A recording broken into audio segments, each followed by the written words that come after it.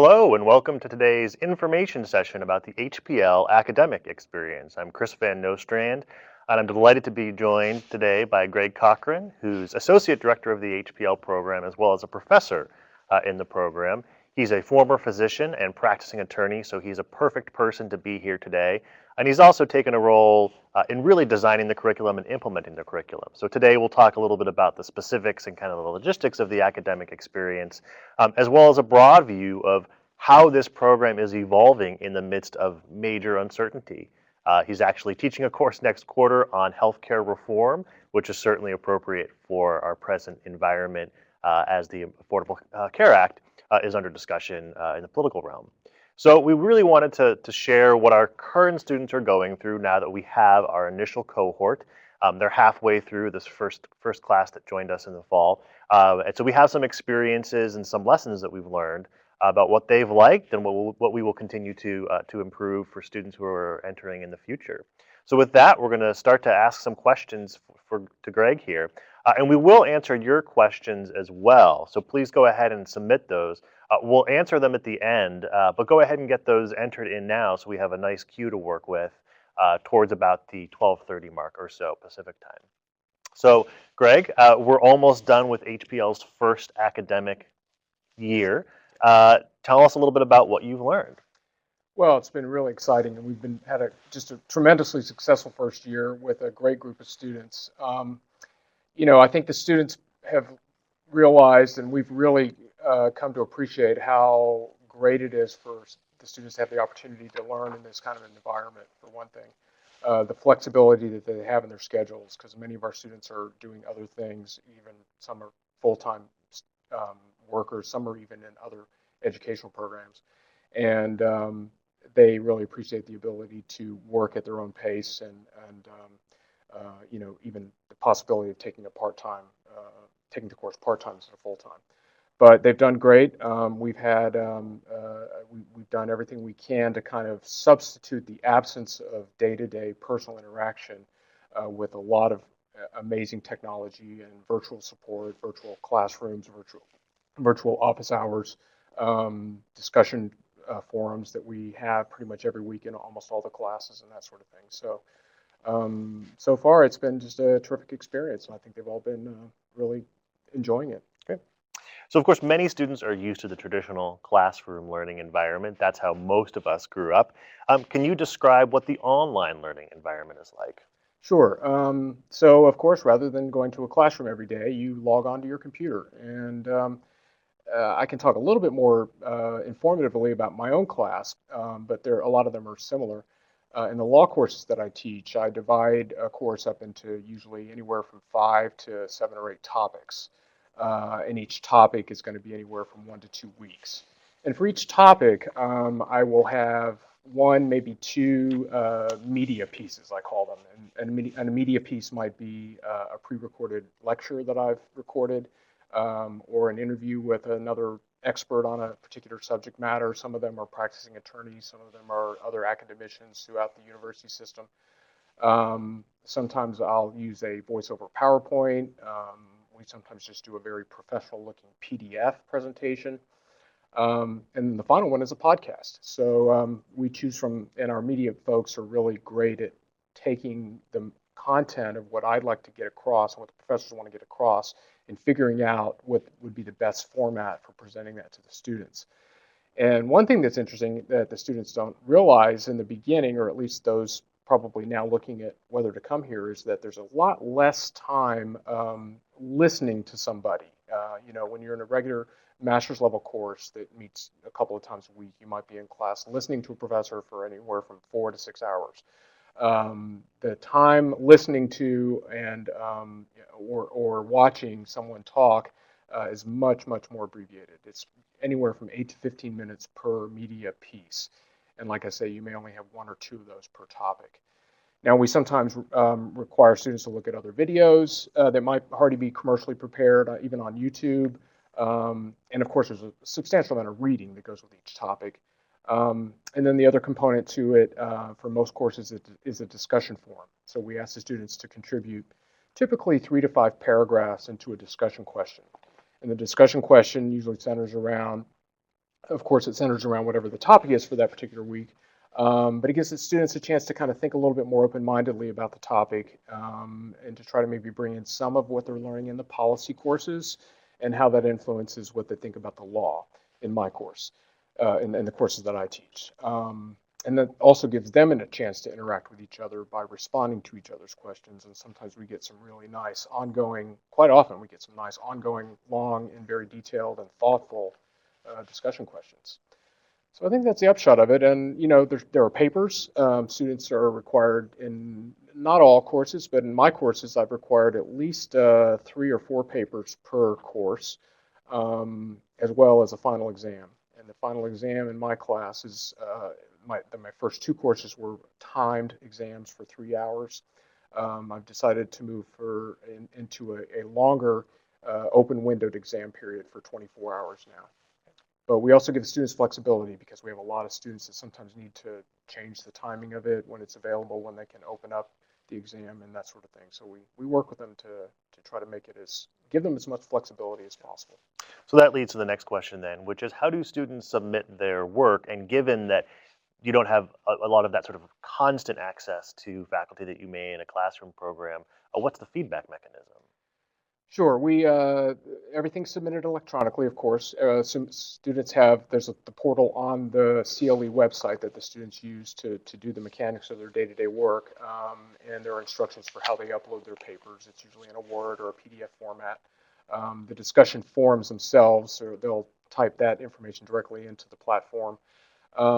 And so that kind of discussion is one thing where we've got a discussion forum going on, and I, as the professor or the other students, can comment on each other's work and give critique or feedback. And then with the privately submitted papers and that sort of thing, we have course facilitators, at least one for every course, and that course facilitator and I read all of the papers very carefully, and we give quite detailed feedback actually.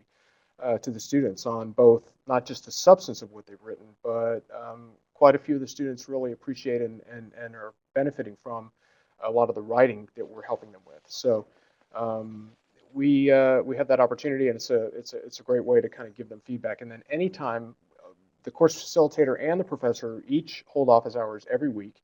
If that hour that's set for that is not convenient for the students, then they're always welcome, and quite often do come and ask for any, set an appointment for a different time, and we're able to do that. I think this is a theme we hear from students quite a bit, which is just that the faculty and the academic directors of the program have done an amazing job of adjusting to students and to student needs, particularly in this first term as we're all still learning together.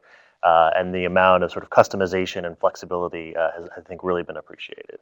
Yeah, we're really keeping that at the forefront of our thinking in terms of this program. Not only, first and foremost, we want to provide an excellent product about health policy and law, but second, after that is that we're offering it to students who need a lot of flexibility for whatever reason, or have chosen to do this with a need for flexibility. So we go out of our way to try to adjust deadlines for people that are having issues with whatever it might be, a personal or a family issue.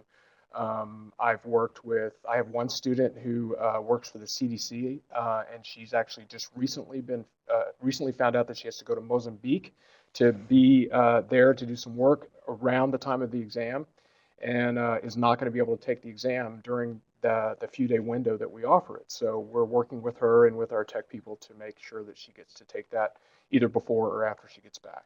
So expand on that. How do students take quizzes and exams online? The exams in my course are built into the program. The instructions on the course page say when the exam is going to open, and they give the general instructions for the exam.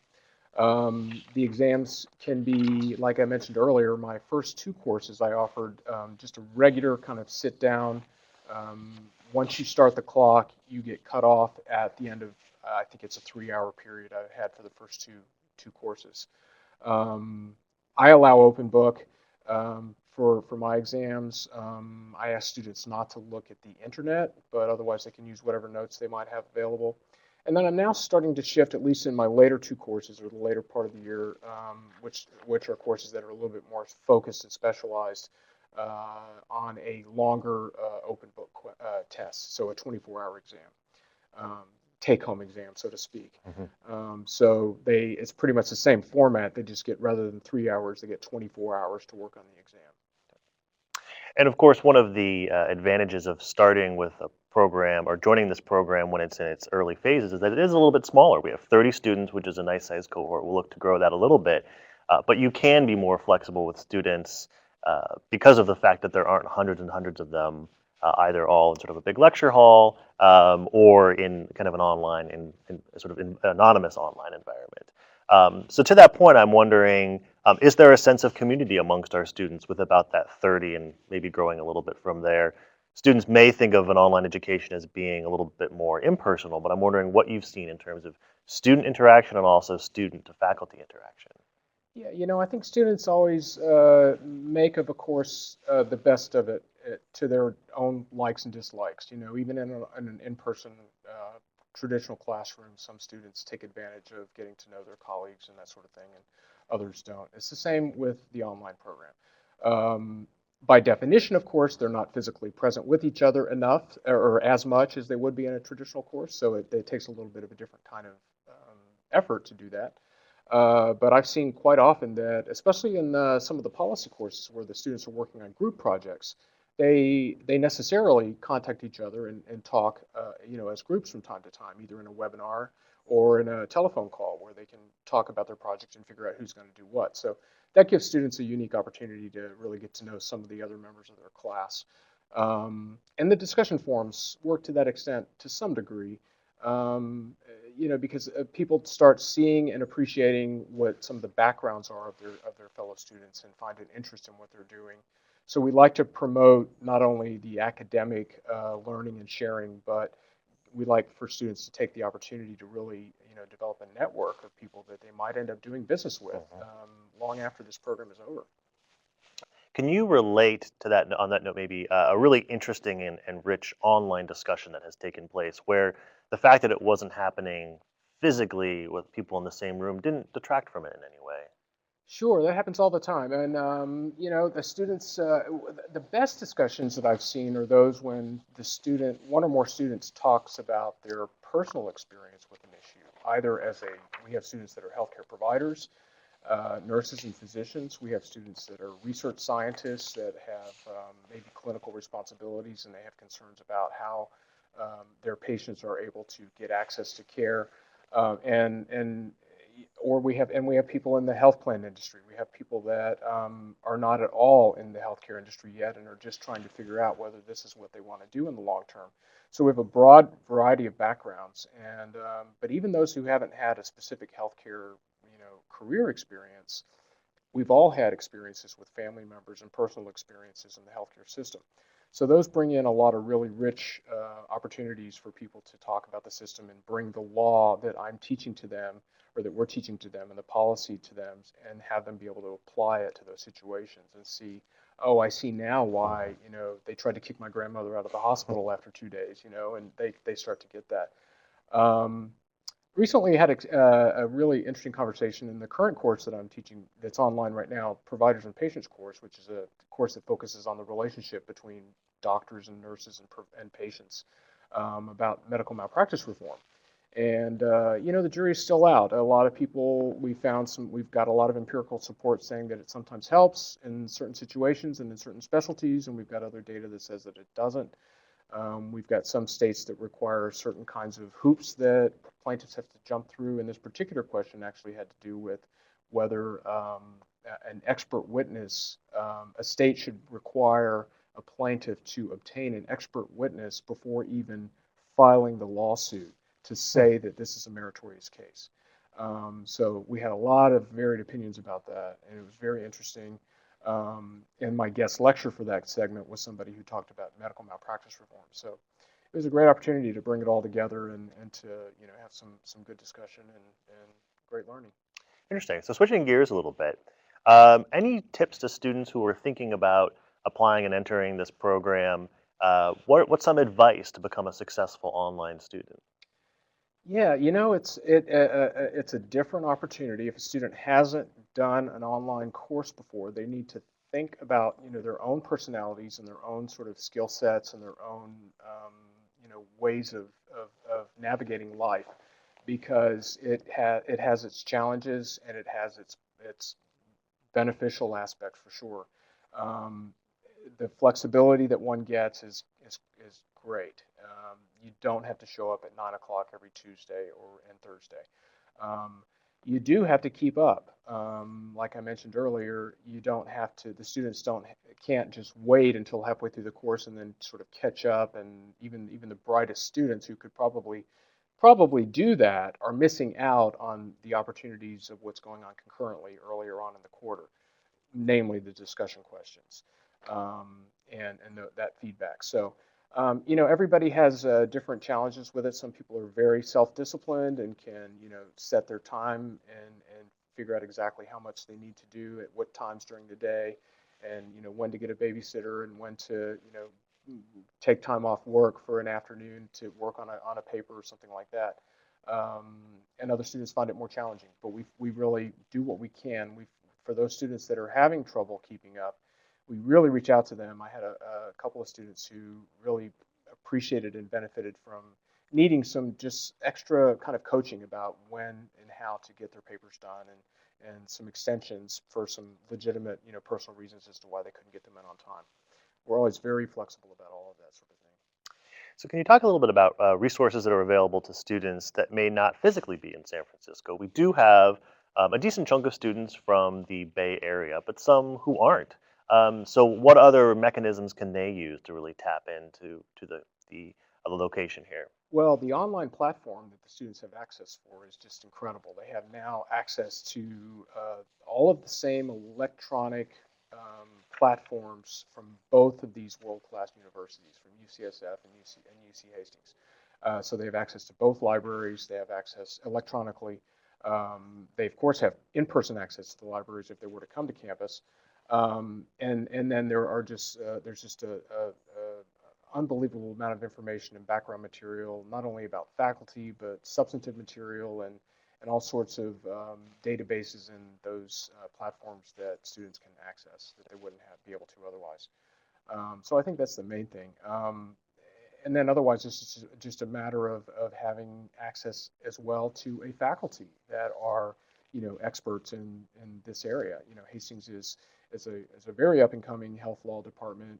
We went up again in the rankings this year, and we're now in the top 13, I believe, of all health law programs in the country.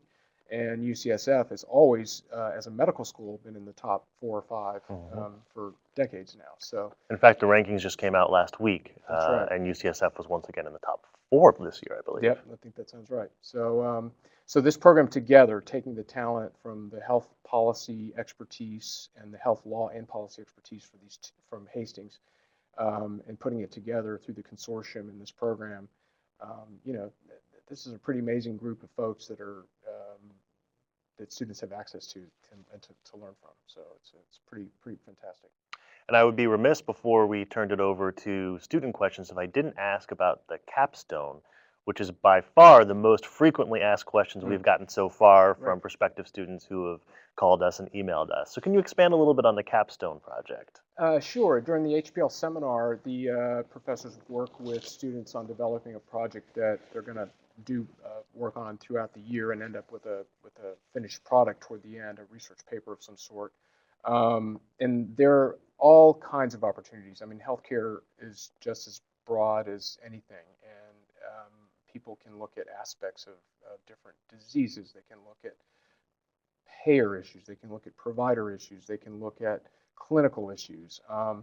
Some examples I can tell you about are one student is doing a capstone project on looking at different federal and state solutions to the big problem with prescription drug costs. That's a continuing, ongoing issue as to why somebody has to pay $1,000 for a pill when we know that it may not have necessarily cost that much to make that pill. So someone's working on that. We've got a student that's working on comparing emergency department data in 3 different California counties to look at whether patients of those ERs who have health plans are using the data differently depending on whether those health plans give them access to primary care. So that's an interesting little project that should, and these are the types of things that can be the bases of even more substantial projects for people that go on in their academic careers, or people that decide to go on into health policy or legal research that can be the formation of the start of something else. Let's see, somebody's working on promoting social media, using social media to help improve the doctor-patient or the provider-patient interaction. We're moving more and more toward trying to improve access to healthcare by using physician extenders, nurse practitioners and physician assistants and those sorts of folks. So we're looking at ways of trying to make that a more beneficial experience for patients, and this particular student is looking at how social media might be integrated into that, and among a plethora of other electronic means. So there's a lot going on, and the students are really amazing in picking some fantastic and interesting topics. This is really where students have a chance to shape the program to meet their needs and really make this program their own. When we were first talking about creating this program a few years ago, I remember several of the lead faculty mentioning the idea that a student could study something in depth from both a legal and a policy perspective, and then, to your point, have that to either continue their studies, but maybe even to go into the job market. I mean, can you imagine going into an interview with a health organization or a community health clinic and saying, I've actually studied the legal and policy intersection of the opioid epidemic. I have an idea, right? Here's a prescriptive idea for maybe how to solve this crisis. Having something really substantial like that behind you, you not only have the classroom learning, but you have a project that you've really developed that could make a big difference immediately on the job. And you've gotten you've gotten feedback from world-class experts on those topics right here in San Francisco. Even though you may not be here live, you've been talking with them and reaching out to them, and it's just a very rich experience. So with that, we'll see if we have questions that have started to come in. And actually, I have one question too, as we see them start to take shape here from our participants. You mentioned the consortium between UC Hastings Law School and UCSF, which is kind of the driving intellectual force behind this program. And we talked a little bit about before we went live, the healthcare tracker. Can you mention how that consortium is playing a big role at this current moment in time where there's so much change and so much uncertainty in the health policy and law world? Yeah, it's we're all just still kind of swimming around, trying to figure out where we are and when it's going to stop in terms of every new development, not just in the new presidential administration on all the scandals and that sort of thing, but even just within the healthcare space, and what's going on with the attempt to reform and replace Obamacare. It's a moving target. It changes every day, and that is a big challenge for us in the online world because we are typically preparing our courses weeks and months in advance. And in fact, the healthcare reform course that I'm going to be teaching this coming spring is pretty much finished now. So we're going to be doing some creative things to really take an opportunity to keep the course fresh and relevant throughout. It's going to require us to do a little bit more work in monitoring the course and doing some additional either videos or additional updates or additional postings to the students, because it may be that we're going to focus on a paper about the Affordable Care Act, and it turns out that the Affordable Care Act is not even here anymore. We may continue to have them explore that because it's still important to learn about the policy and the law behind the Affordable Care Act, but we want to make sure that the context is always there and that students are aware at every moment in a course like healthcare reform particularly as to where things are standing politically. So the Health Law Tracker is a brand new program that was just introduced. It was kicked off last Monday through the UCSF UC Hastings Consortium on Health Science, Law, and Policy. I always get it wrong. And it's going to have a day-to-day update on everything to do with healthcare reform. And so I've decided just since I saw it and saw how great it was and how helpful it is, that I'm going to require my students in the healthcare reform course to use that as at least the bare minimum of how they keep up with what's going on in the healthcare reform area. That course is not just about keeping up with what's going on today in healthcare reform. It's a lot about the principles of healthcare reform and what kinds of things that we've seen in the past that have how they've worked and that kind of thing, to enable us to think about what are better solutions for going forward with reform.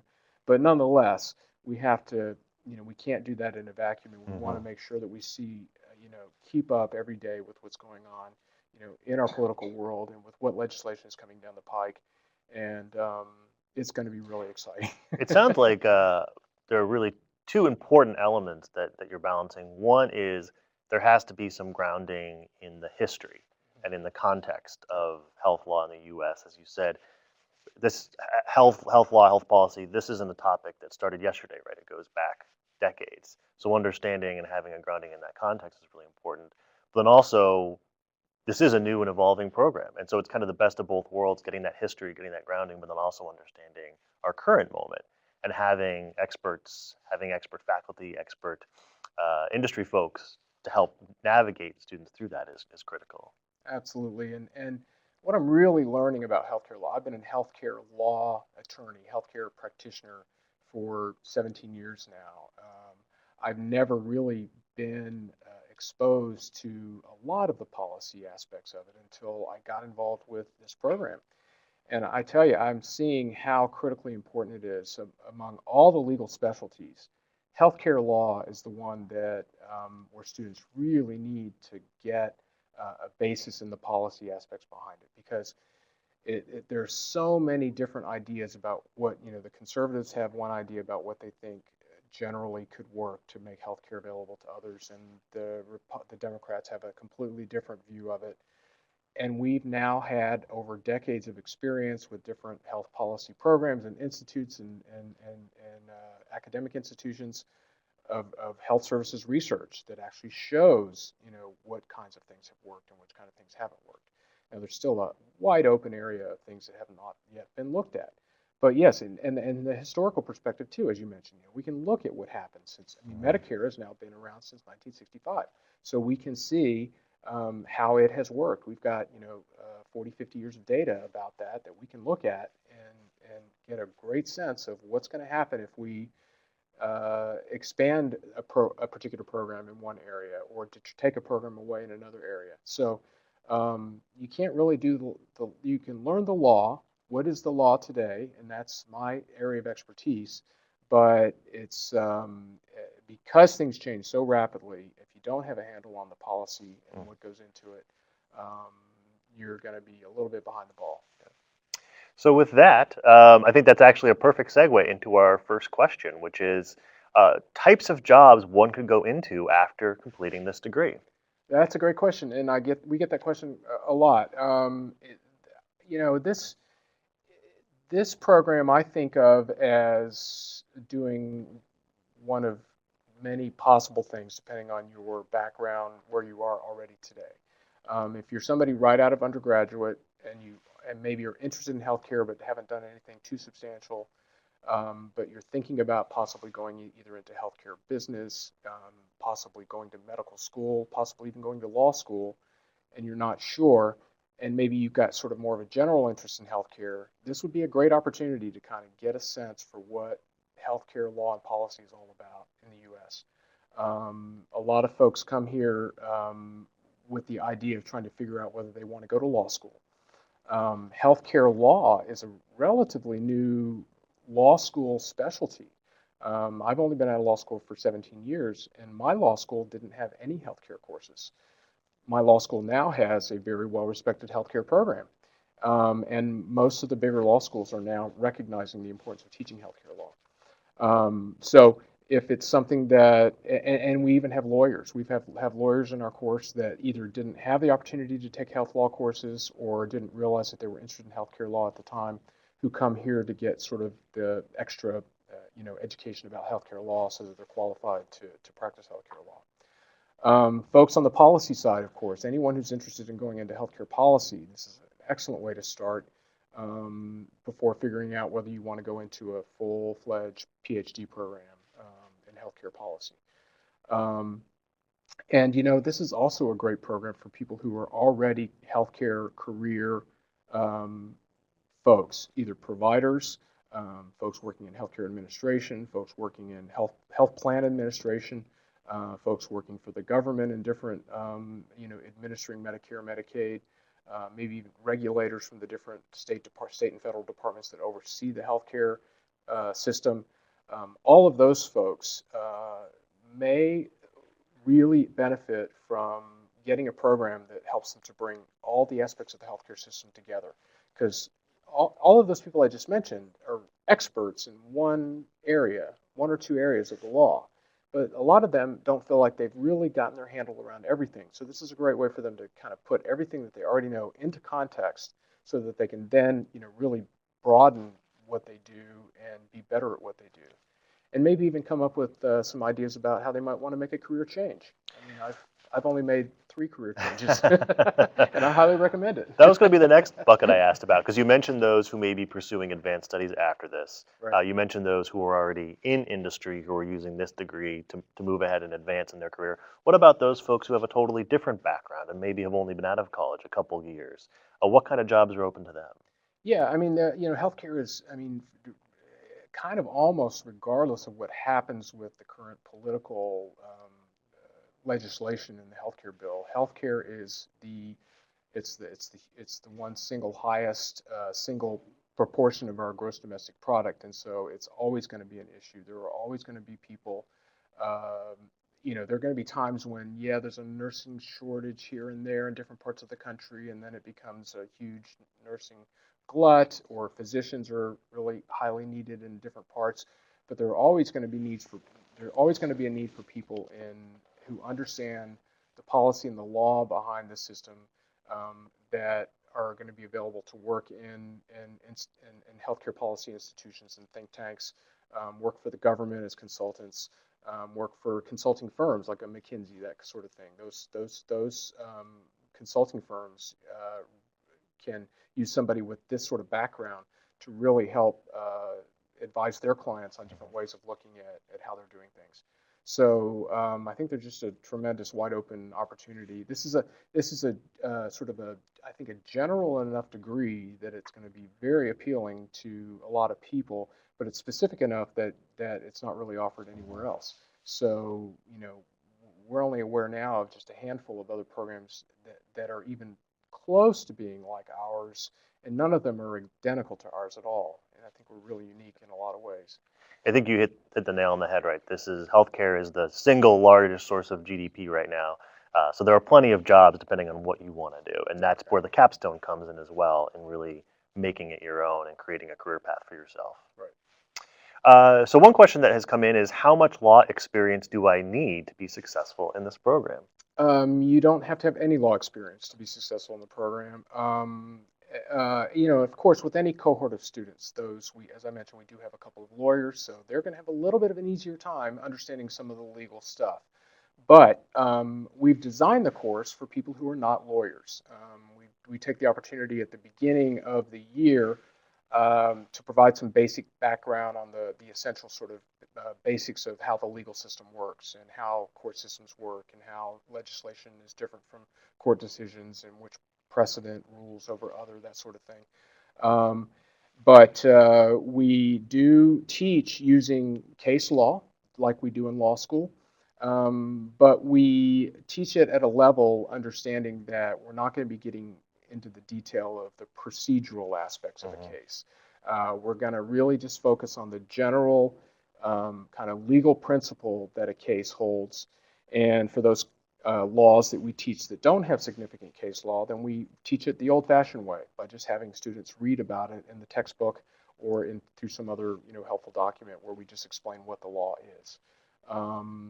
We try to be very sensitive to everyone's understanding and background about the law, because it can be confusing and a little bit intimidating when they come into it. But I think we've done a good job at kind of looking at, and we've actually reevaluated a couple of times throughout the year, the extent to which we're requiring casebook reading and that sort of thing, and we've been kind of tweaking it along the way. So I think we're getting to a pretty good spot. I think one of the beautiful things about this program is it is really rigorous, but so long as you have kind of the analytical skills and the writing skills, you'll be able to succeed academically, and that will lead to the professional opportunities. Absolutely. I mean, I think anybody with a solid undergraduate degree and feels relatively confident about their writing skills can do just terrific in this program. So one of the questions we have is, this is an interesting one. If there is a group of students who share a similar interest, can they work together on a capstone? That's an interesting question. I actually don't know the answer to that. The capstone is run through the HPL seminar program through Professors King and Dohan. I seem to have gotten I seem to have come to the understanding that it feels like I've heard them talking about people doing together, working on projects together. But I can't say for sure. I'd have to Yeah, check that so out. what I would ask then is whoever submitted that question, go ahead and email us, get in touch with us via our website, and we'll get an answer for you, perhaps directly from the faculty who do run that capstone program. While we wait for more questions to come in, and do go ahead and submit those, I think one thing we hear quite a bit from students is this question just of kind of how do I manage kind of the health and policy? How do I balance both the health, the policy and law side of things? You know, to what extent do I have to think kind of like a lawyer, and to what extent am I thinking like a policy person? Or is the answer that you kind of have to be able to think like both? Sure. Yeah. I mean, that's a great question. And we do, obviously, the degree is in health law and policy, so we expect everybody to get some training and understanding and learning in both. However, we also appreciate that people have different needs and that we offer enough courses that folks can pick and choose from either more legal courses or more policy courses. We had in the beginning, and maybe it's still officially there, an actual track, a law track or a policy track that students could choose from. And it became clear to us fairly early on that that sort of bright line demarcation was a little bit too harsh for our program. Because a lot of students thought, yeah, well, I mostly want to do policy, but I really want to take a couple of these law courses, et cetera. So we've kind of opened the door on that and allowed a lot more flexibility. And we're still kind of working on whether or not we're going to continue to offer the sort of the track model. But students will have an opportunity to take any and all of the courses for the most part, as long as they've taken the basic requirements that they have to take. Got it. So one question that we hear from time to time is, why would a law school offer a degree that isn't a JD? And why would UCSF, a medical school, offer a degree that isn't an MD? Sort of what's the interest from the perspective of both institutions in offering something that's really different from the core of what they've always done? Well, sure. Well, both of these schools have a lot of experience in offering programs other than JDs and MDs. UCSF's Health Policy Institute has been, you know, they have done everything. They've had PhD programs. They have medical students that are getting MD PhDs. In the law school, we have an LLM program, which is a master's degree in law for students that's above and beyond the JD program. And we also have a Master's of Science in Law program, which is another master's degree program. And yes, that's in law, but it's not specific to healthcare law. So I think most universities and institutions that are focusing on an area such as the healthcare and healthcare law necessarily must start broadening their approach to how they teach it, so that they can, you know, make available all of their resources to as many people as possible. Right. Because a lot of the folks that take this HPL and that come to the HPL don't want to invest 3 years in a law degree and don't need to. So it fills a niche but yet they're not going to be able to really get that learning from somewhere other than a law school. Right. So it Makes a lot just of kind sense. of brings it all together in a way that and makes a product that's out there that we think already seen a great demand for, and that we're going to continue to see, you know, a lot of interest in. We have a question, a really good question. How applicable is this degree for students not living in the U.S.? That's a good question. Certainly the focus of the learnings are on the U.S. healthcare system. In fact, the first 2 quarters, students take a part one and part 2 of a course called the U.S. healthcare system and the law. which is the course that I teach for the first 2 quarters. And that's based on U.S. law. Now, we do a small segment of that course where we compare our system to other legal systems, and we talk a little bit about, how our system compares in terms of, how it's developed over the years and why we're one of the very few countries that don't have a single-payer system or a socialized system. But it's predominantly focused on U.S. health. I think that if someone is living outside the U.S. and plans to stay outside the U.S., unless they're planning to come back, I don't know if it would be as helpful to that person as to somebody who is going to be working directly with the U.S. healthcare system. Or unless their role is specific in the sense of living abroad but being responsible for implementing aspects of U.S. healthcare policy in their respective countries. Exactly. How does this degree address general healthcare administrative work at a hospital? That's a good question. It's certainly not, there are programs out there that teach hospital administration. There's a master's degree in hospital administration. And if somebody is interested in that, then they want to absolutely take a look at those programs. And they've been around for years, and there are lots of really terrific programs. Now, in the HPL, a student is necessarily going to get a much better sense about how healthcare providers operate. But it's not going to be focused. I would say that in the law courses of all the institutions that we look at, institutional providers, hospitals certainly are the major ones, hospitals and health systems. So students will get a sense about how hospitals work. They'll get a sense about how hospitals operate, how they have to comply with regulations, how they, some rules about, what are nursing ratio requirements, and, what are the kinds of hoops that we have to jump through to make sure that we stay certified by Medicare. Does that mean, even down, maybe not into the super nitty gritty of like, well, what kind of sterilizing machine do they have to use in the operating room, but a little bit more broad than that, and it kind of at least a sense of kind of how a hospital is administered or run. But if someone truly has an interest in hospital administration, they should look at an MHA program. That makes sense. Yeah. So we're going to do a last call for questions. We'll answer a few more, but do get those in so we can make sure to answer them before we end at 1. So one question that came in is, how accessible are faculty?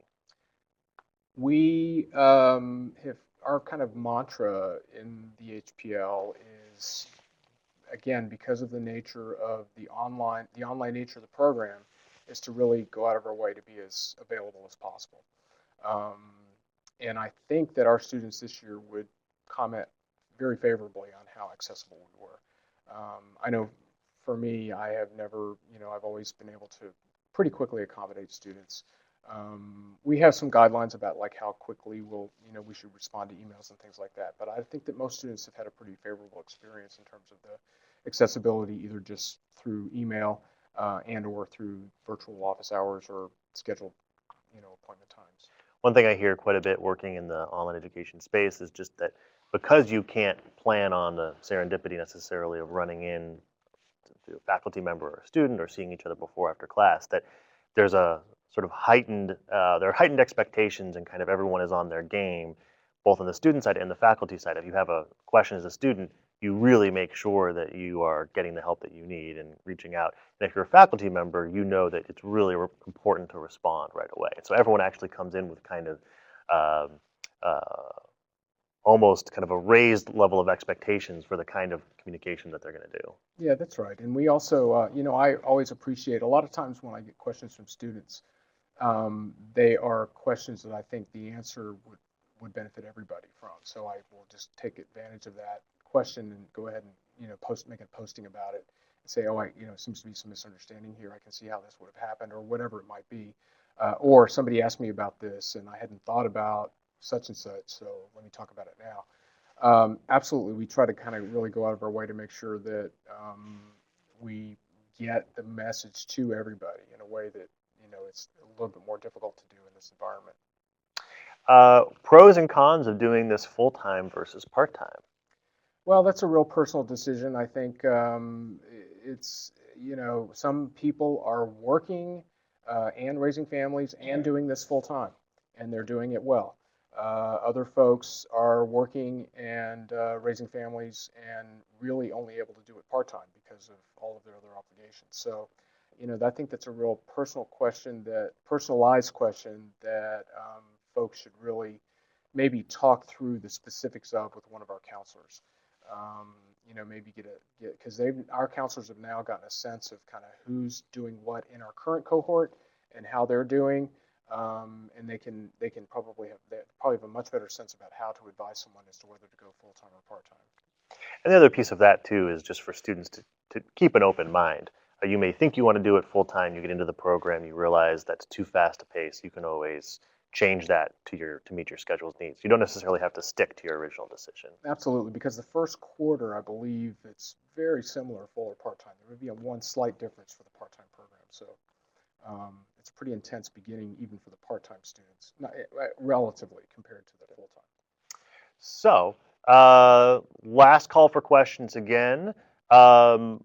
One we have that came in is how many students per cohort will be accepted for fall 2017? And for those of you who are wondering, there's an April 1 early bird deadline. That is intended for those who want to get the news back more quickly and start to plan if they are admitted. But the final deadline is June 1. So either April 1 or June 1 should be the two targets that you have in mind. So with that as the preamble, how many students per cohort will be accepted for fall 2017? It probably depends on the final number of applications we receive, right? It does. I know that we're expecting and have already had indications that the volume is much higher this year at the same time compared to last year. Isn't that correct? That's correct. And so I think we're definitely anticipating a higher number of students, as long, assuming that the level of qualification remains relatively the same. I don't know that we have a specific number in mind. Yeah, I think it's important to remember that for whoever asked the question, that we're really not looking to manage to a certain admissions rate or anything like that. The faculty are really focused on anyone who can be successful in the program. We would love to have in, so there isn't any kind of benchmark to which we're trying to achieve. That's right. Final question for you then, unless we get any others that come in. Who are the faculty? We've kind of referenced the faculty throughout this discussion, and you've talked a little bit about how guest lecturers are involved, but really, who are the people that are in these online classrooms every day with students? Yeah, I can tell you a little bit more about the Hastings faculty just because that's my homeroom, so to speak. But we've got just an amazing group of healthcare law specialists at UC Hastings that have brought our health law program really into the forefront of nationally recognized healthcare programs. And Jamie King, who's the co-director of the consortium on the Hastings side, has a PhD in healthcare policy, and she actually teaches quite a bit of healthcare policy. She's been at Hastings for many years now, and is also very involved with the consortium, very involved with the health law tracker, and very involved with just lots of other things too. She testified before Congress a few months ago on the big mergers between the health plans. And she's just become a world-renowned expert in all matters healthcare law. And her particular area of expertise, at least currently, is on healthcare and antitrust law. We've got another faculty member named Rob Schwartz, who is one of the longtime, well-respected healthcare faculty members who shares his time between UC Hastings and New Mexico, University of New Mexico. And he spends his fall quarters with us and teaches one of the basic healthcare law programs in the JD program. And he also did quite a bit of work in my course on the providers and patients course. So students who join the HPL will be seeing him in those courses doing a little bit of the work. He does a lot of work in aid in dying. He's interested in pharmaceutical issues as well. He's authored probably the most popular textbook used in healthcare law. He's one of the named authors on that textbook. And the third person I'll mention is Tim Greenie, who's not with us yet, but Tim Greenie is probably if people in healthcare academia were to name the first person that comes to mind, I would say 80% of them would say Tim Greenie. He's now at St. Louis, but we are very, very fortunate that he's going to be joining our faculty this fall. And so we just have a lot of superstars and a lot of great folks. And then on the UCSF side, The policy experts over there are just, again, world renowned, and folks should take an opportunity to look those folks up on the website. So we got one question in under the wire here. We'll close with this one. And if we didn't get to you today, do make sure to reach out to us again. We have enrollment advisors who can talk to you a little bit more about your interests as well as details of the program and the application process. But I think this is a good one to end. And this may be one that if Gregg doesn't know the answer to, we'll definitely put you in touch with Dan Dohan at UCSF. Who is the academic director and sort of one of the people behind the program. Opportunity to work with policymakers while a student, particularly in DC. Internships? Yeah, that's an interesting question. I know that, certainly you're going to have connections here between UC Hastings and UCSF with policymakers all over the country. The preeminent folks in the business, including those on the political side and on the policy side. So I have no doubt that students would have a great entree into some introductions and opportunities to meet folks like that. I don't know that a student would want or be able to do an internship during the HPL. I suppose they might be able to. I'd have to, somebody else would probably have to take a look at that. It might be if a part-time HPL student wanted to do an internship in DC, that could very well work out, especially if that student's based in DC. That could be a perfect opportunity, a perfect match of two things to do at the same time. So I think that if somebody's interested in doing that, they should let us know, and we'll do whatever we can to kind of make it happen. I do think the important point there is that the connections between UCSF and UC Hastings and DC and policymakers all over the country are quite strong. In fact, it's the Philip Lee Institute at UCSF that institute is one of the driving forces behind this program and kind of its home base along with the consortium. And Philip Lee, who's again the namesake of that institute, was a major cabinet official in a variety of presidential administrations, really helping to shape healthcare policy at the federal level. It was a major influence, I believe, dating all the way back to the time of, I don't want to speak because I may misrepresent the administrations, but certainly at the presidential level, had the ears of various presidents in the past. So yeah, the connection between what's happening at UCSF and UC Hastings and DC policymakers is quite strong. So the question is really, is there a way to carve out an internship? And I think that's something that we can look into for specifically. And also in Sacramento, California is the 6th largest economy in the world, right? Or something like that, the 5th largest economy in the world in and of itself. And the government of California is always in the forefront of healthcare law and policy. So a lot of folks are connected with lawmakers and policy advisors and policymakers in Sacramento here in California. So with that, I think we will end and let you all get back to your day. Thank you so much for taking the time to join us. We know you have a lot going on. We hope to see an application from you by either April 1 or June 1. Again, do get in touch with us. We're happy to help and hope to see you as part of this growing, thriving program. Take care.